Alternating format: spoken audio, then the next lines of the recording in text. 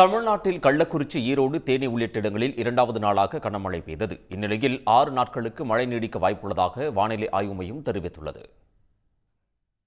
கோடைக்கு முன்பே வெப்பம் வாட்டி வதைக்கத் தொடங்கிய நிலையில் திடீரென பெய்த மழை மக்கள் மத்தியில் மகிழ்ச்சியை ஏற்படுத்தியுள்ளது. அந்த வகையில் கள்ளக்குறிச்சி, சங்கராபுரம், சின்னசேலம், தியாகதுருகம், வடக்கநந்தல், கச்சிராபாளையம், கல்வராயன் மலை உள்ளிட்ட இடங்களில் இரண்டாவது நாளாக இடி மின்னல் காற்றுடன் கூடிய கனமழை பெய்தது.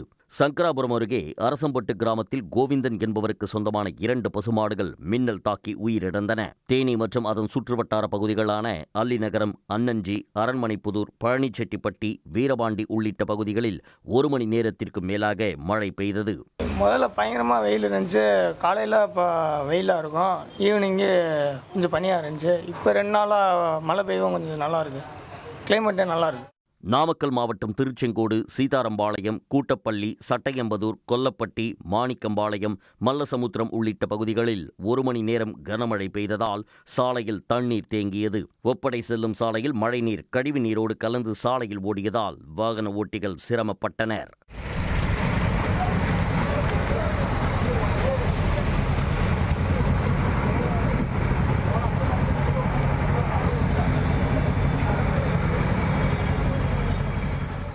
இரண்டு தினங்களாக பெய்த மழையால் ஈரோடு மாநகராட்சிக்கு உட்பட்ட தினசரி காய்கறி சந்தை சேறும் சகதியுமாக மாறியதால் பொதுமக்கள் அவதியடைந்தனர்.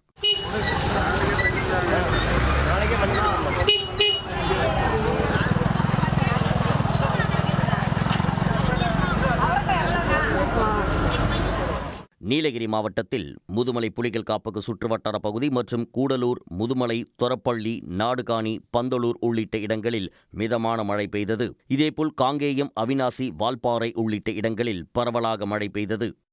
உடனுக்குடன் செய்திகளை தெரிந்து கொள்ள சன் நியூஸ் பெல் ஐகானை கிளிக் பண்ணுங்க.